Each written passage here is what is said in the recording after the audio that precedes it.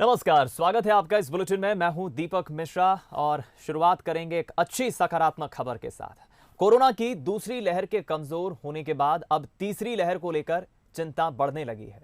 Experts की माने तो तीसरी लहर में बच्चों पर ज्यादा असर पड़ेगा, लेकिन दूसरी लहर में भी कई बच्चों के कोरोना संक्रमित होने की खबरें आई।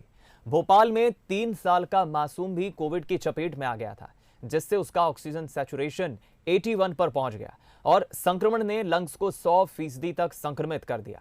लेकिन बावजूद इसके बेहतर इलाज और मजबूत इच्छा शक्ति के दम पर मासूम ने कोरोना को सिर्फ 8 दिनों में मात दे दी।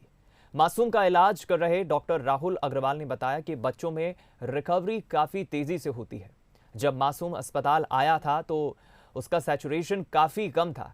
इसके बाद उसका इलाज शुरू किया और नॉर्मल कोविड प्रोटोकॉल को फॉलो करते हुए हमने ट्रीटमेंट किया और बच्चे की उम्र काफ़ी कम थी। इसके चलते हमने सपोर्टिव मैनेजमेंट के साथ चेस्ट थेरेपी का भी इस्तेमाल किया और नतीजे बहुत अच्छे आए। ये बेहद सकारात्मक हम खबर कहेंगे। एक 3 साल का मासूम बच्चा जिसे कोरोना अपनी चपेट में ले लेता है और उसका जब इलाज होता है तो बच्चा देखिए किस तेज़ी से रिकवर होता है। बच्चे का इलाज करने वाले जो डॉक्टर हैं राहुल अग्रवाल, वही कहते हैं कि बच्चों में रिकवरी काफ़ी तेज़ी से होती है। जब मासूम अस्पताल आया था तो उसका सैचुरेशन काफ़ी कम था। उसका सैचुरेशन लेवल 81 पर यानी 81 पर पहुंच गया था और संक्रमण ने लंग्स को 100% तक संक्रमण कर दिया था, यानी कि एक तरह से खतरा बहुत बढ़ गया था। लेकिन बावजूद इसके बेहतर इलाज और मजबूत इच्छा शक्ति के दम पर मासूम ने कोरोना को सिर्फ 8 दिनों में मात दे दी। और राहुल अग्रवाल जो कि डॉक्टर हैं, उन्होंने बताया कि इसका इलाज काफ़ी कारगर तरीके से हमने किया। 3 या 4 साल का बच्चा था और उसको high grade fever and respiratory distress था और उसके साथ में उसका ऑक्सीजन सैचुरेशन लो हो रहा था। तो सस्पेक्टेड कोविड करके एडमिट किया था, लेकिन उसका CT scan score was very high, मतलब 100% लंग्स इन्वॉल्व थे एंड आरटीपीसीआर पॉजिटिव था। तो इनिशियली हम लोग ऐसा कुछ डेडिकेटेड कोविड हॉस्पिटल के लिए हम लोग नहीं गए थे। हम लोग अपना बस पीडियाट्रिक एंड न्यूरोनोटोलॉजी का हॉस्पिटल ही जो हमारा काम है वही करते थे। ओपीडी में तो बहुत सारे पॉजिटिव बच्चे आते हैं, वो सब ओपीडी से। इसमें जो बेस्ट पार्ट है पीडियाट्रिक्स में वो ये कि 90% से भी ज़्यादा बच्चे इनको कोरोना पॉजिटिव होने के बाद भी मुश्किल से 3 या 4 दिन लगते हैं और बच्चे का फीवर भी टूट जाता है, उसकी चंचलता मस्ती शरारतें पूरी शुरू हो जाती हैं और बच्चे बहुत अच्छा रिस्पांस दे रहे हैं। जो शिशु रोग विशेषज्ञ हैं डॉक्टर राहुल अग्रवाल, उन्होंने बताया कि किस क्रिटिकल कंडीशन में बच्चा आया था जब ऑक्सीजन सैचुरेशन लेवल 81 पर पहुंच गया था। लेकिन इस पूरे ट्रीटमेंट के दरमियान बच्चे पर क्या गुजरी, बच्चे ने किस तरह की परेशानी का सामना किया, ये भी हम आपको बताते हैं कि आखिर 3 साल का बहादुर बच्चा उसने आखिर किस तरह से इस बीमारी का सामना किया। आखिर ये पूरा संक्रमण जब बच्चे में फैला तो ये वाकई चौंकाने वाला था, सब कोई परेशान थे। लेकिन ये हुआ कैसे, क्या कारण रहा, ये भी हम आपको बताते हैं। मेरे बेटे को 13 और 14 अप्रैल की रात हल्का बुखार आया। हर पिता इस समय बहुत डर जाता है जब उसके बच्चे को बुखार आता है, और मेरे बेटे को जब बुखार आया तो मैं भी एक आम पिता की तरह बहुत डर गया। लेकिन मुझे ये लगा कि मुझे बिल्कुल भी जोखिम नहीं उठाना चाहिए और मैंने बिना जोखिम उठाए मैं सीधे डॉक्टर राहुल अग्रवाल के पास अपने बेटे को ले गया। वहाँ कुछ जांच हुई और जांच के बाद ये पता चला कि मेरे बेटे को निमोनिया है। डॉक्टर्स ने कुछ दवाएं दी और मुझे ये कहा कि आप अपने बेटे का ऑक्सीजन लेवल देखते रहिए, क्योंकि जिस वक्त जिस तरह ये चुनौतीपूर्ण समय चल रहा है, हमें कोई भी लापरवाही नहीं करनी चाहिए। 2 दिन तक चीज़ें ठीक रहीं, लेकिन मेरी चिंता कम नहीं हो रही थी। लेकिन उस वक्त मेरे होश उड़ गए जब 2 दिन बाद रात 11:30 बजे मेरे बेटे का ऑक्सीजन सैचुरेशन 90 से कम होने लगा। मैं एकदम घबरा गया, मेरे हाथ पैर फूल गए। मैं जल्दी से अपने बेटे को लेकर डॉक्टर के पास पहुंचा और जिससे हम सब डर रहे थे आखिर वही हुआ। मेरे बेटे के आरटीपीसीआर टेस्ट में कोविड पॉजिटिव आया। डॉक्टर ने जब सीटी स्कैन किया तो ऐसा लगा कि मेरे आसपास कोई बम फटा है। सीटी स्कैन का स्कोर था 25 आउट ऑफ 25, यानी 100% फेफड़े प्रभावित थे कोविड से। ऐसा लग रहा था जैसे सफ़ेद जालों ने उसके दोनों फेफड़ों को घेर लिया है। और ये एक बहुत ही चुनौतीपूर्ण स्थिति थी। चूँकि मेरे बेटे का पहले से भी इलाज लंग्स का चल रहा था दिल्ली के एक हॉस्पिटल का, तो हम और घबरा गए। लेकिन मैं धन्यवाद दूंगा डॉक्टर साहब को कि जिन्होंने एक बेहतर ट्रीटमेंट मैनेजमेंट के ज़रिए तमाम चीज़ों को मैनेज किया। और आखिरकार ये उनकी कोशिशें थीं कि 5 दिन के बाद इन्फेक्शन का लेवल सीटी स्कैन में 21 आउट ऑफ 25 आया, यानी 25 में से 21, 4% कम। लेकिन अभी भी हमारी घबराहट और बेचैनी कम नहीं हो रही थी। लेकिन ये अच्छा ट्रीटमेंट ईश्वर की कृपा और बुज़ुर्गों का आशीर्वाद था कि वो धीरे धीरे धीरे धीरे कम होता चला गया। और 8 दिन बाद ही मेरा बेटा कोविड नेगेटिव हो गया। मैं बहुत धन्यवाद देता हूँ डॉक्टर का, जो इस धरती के भगवान हैं, ईश्वर का, और बुज़ुर्गों का, परिवार के और शुभचिंतकों का, जिनकी वजह से आज मेरा बेटा पूरी तरह स्वस्थ है। और वो जब खेलता है, कूदता है सामान्य बच्चों की तरह, तो मेरा दिल प्रसन्नता से भर जाता है। ईश्वर करे बच्चे हमेशा स्वस्थ रहें। सुना आपने, ये लफ्ज़ है, ये दास्तान है उस पिता की जिसके 3 साल के बेटे को कोरोना अपनी चपेट में ले लेता है। पिता किस तरह डर जाता है, काफ़ी परेशानी होती है, लेकिन धैर्य के साथ बच्चा भी इस बीमारी को हराता है। और इसमें सबसे महत्वपूर्ण रोल हो जाता है उस डॉक्टर का, जो राहुल अग्रवाल जी हैं। उन्होंने आखिर बड़े ही चेस्ट थेरेपी के साथ साथ जिस तरह से ट्रीटमेंट किया, सपोर्टिव मैनेजमेंट के साथ, वो काफ़ी कारगर रहा। कैसे बच्चे ने इस बीमारी को हराया, कैसे डॉक्टर साहब ने बच्चे का ट्रीटमेंट किया, ये सब कुछ हम जानेंगे, क्योंकि आपके मन में कई सवाल हैं। तो हमारे साथ खुद डॉक्टर राहुल अग्रवाल, जो कि शिशु रोग विशेषज्ञ हैं, जुड़ रहे हैं और उनसे बातचीत करेंगे न्यूज़ हेड शरद द्विवेदी जी। धन्यवाद दीपक। डॉक्टर राहुल अग्रवाल, बहुत स्वागत करते हैं आपका। ये पूरी स्टोरी एक लीडिंग हिंदी न्यूज़पेपर में, जो मध्य प्रदेश से ही, भोपाल से प्रकाशित होता है, उसमें छपी है। और उसके बाद हमने भी संपर्क किया उस बच्चे के पिता से, लेकिन उन्होंने उनकी अपनी मजबूरियां रही होंगी। उन्होंने अपना नाम और बेटे का नाम कहा कि जहां छप चुका है वहां छप चुका है, लेकिन आप ना करेंगे तो हमें अच्छा लगेगा। सर, मैं पहले तो आपको बहुत बधाई दूंगा कि धरती के भगवान यानी डॉक्टर्स जो हमारे हैं, आपने जिस तरह से मैनेज किया। थोड़ा सा हमें बताइए मेडिकली कि ये लड़ाई कितनी टफ थी, यानी 25 आउट ऑफ 25 सिटी स्कैन का स्कोर था। कितनी गंभीर लड़ाई थी ये। जी जी। नमस्कार जी जी। मैं आपको सबसे पहले ये बताना चाहता हूँ कि छोटे बच्चों में कोरोना अभी सेकंड जो वेव अभी चल रही है या जो आई थी, उसमें काफ़ी सारे बच्चे कोरोना पॉजिटिव हुए हैं। लेकिन कुछ ही बच्चों को अस्पताल में भर्ती करने की आवश्यकता पड़ी। जी जी। ज़्यादातर बच्चों को इसलिए भर्ती करना पड़ रहा था क्योंकि उनका बुखार बहुत तेज़ था और उस तेज़ बुखार को घर वाले मैनेज नहीं कर पा रहे थे, बच्चे डिहाइड्रेट हो रहे थे उसके लिए। लेकिन एक्चुअली लंग्स का डैमेज या लंग्स का इन्वॉल्वमेंट कोरोना में, वो केवल 5 या 6 बच्चे ही हॉस्पिटलाइज हुए जिनको लंग्स का इन्वॉल्वमेंट था। तो मैंने जो बच्चे देखे जिनको लंग्स के इन्वॉल्वमेंट की वजह से हॉस्पिटलाइज करना पड़ा, उसमें सीटी स्कोर 12 से लेके 25 तक था। तो 25 वाला तो ये एक ही बच्चा था, बाकी सब बच्चे 12 से 16 के स्कोर के थे, जो 5 से 7 दिन के इलाज पे ठीक हो गए। एंड बाय गॉड्स ग्रेस ये बच्चा जिसका मैक्सिमम लंग इन्वॉल्वमेंट था, ये भी 1 हफ्ता 8 दिन के इलाज पर अच्छा रिस्पॉन्स दिया और ठीक हुआ। मतलब मेरा एक्सपीरियंस ये रहा है कोरोना में बच्चों में कि किसी भी बच्चे को कोई मेजर कॉम्प्लिकेशन अराइज नहीं हुआ और बच्चों का कोई मेजर डैमेज भी नहीं हुआ।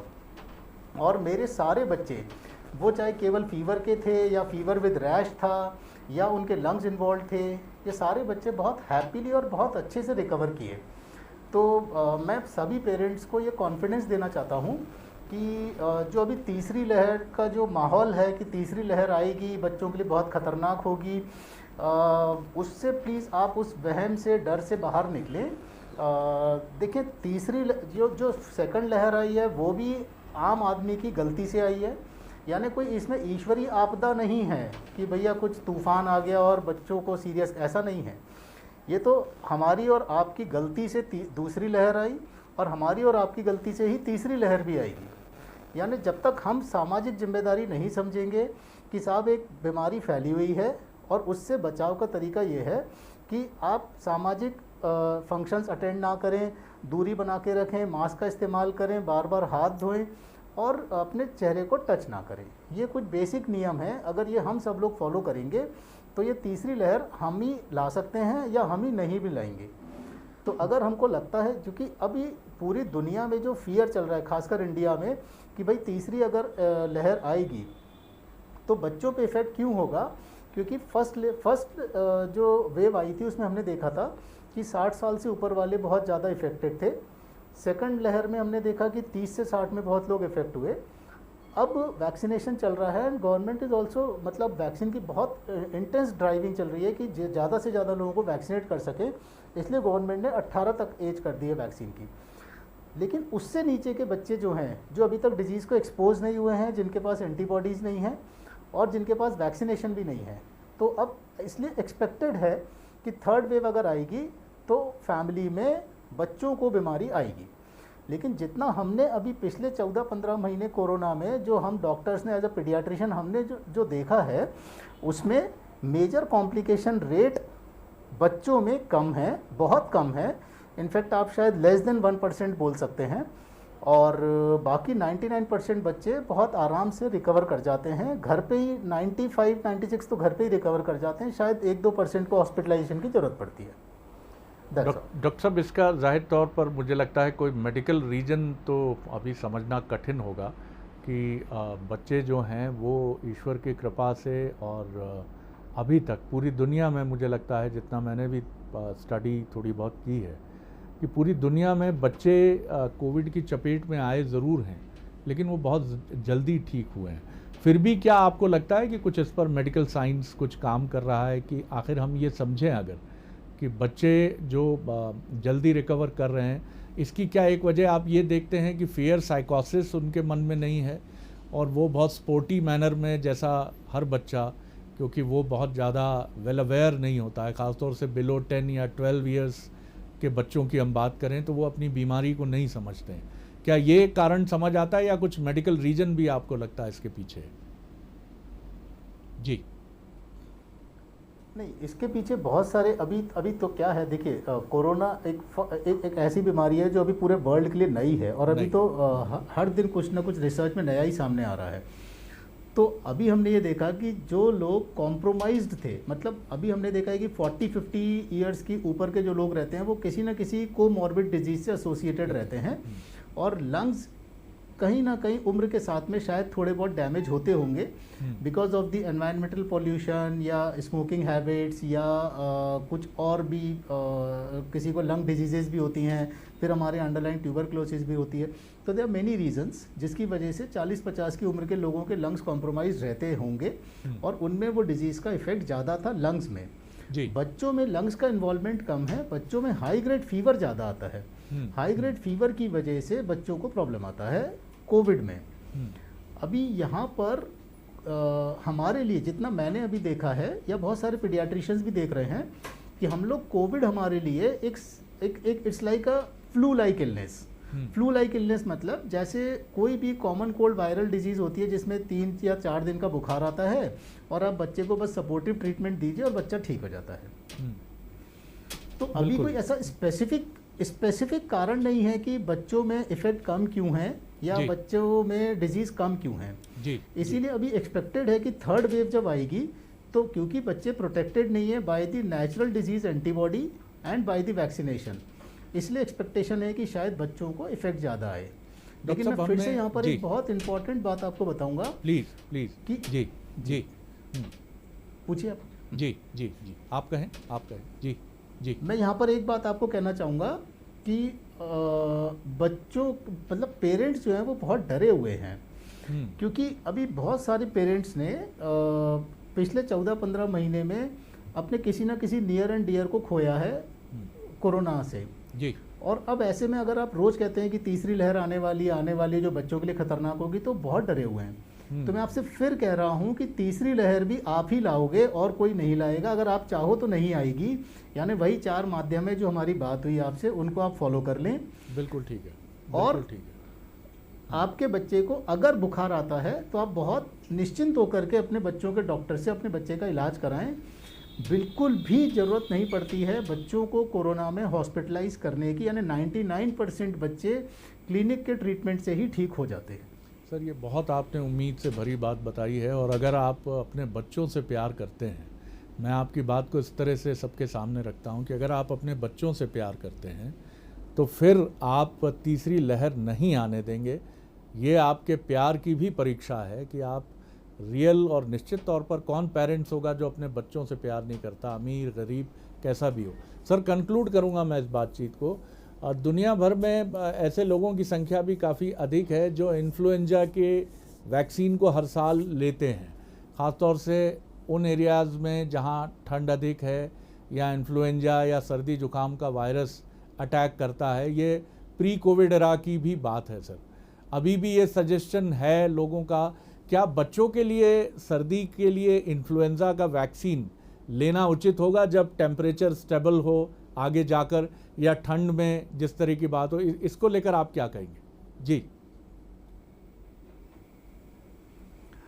शरद जी, बहुत अच्छा क्वेश्चन आपने पूछा है। मैं आपको इसमें जानकारी देता हूँ जी कि जो आने वाला समय है, यानी 15-20 जून के बाद से जी मौसम में बारिश के आने का मौसम हो जाएगा। यानी मौसम में उम्मस बढ़ेगी। जी हाँ।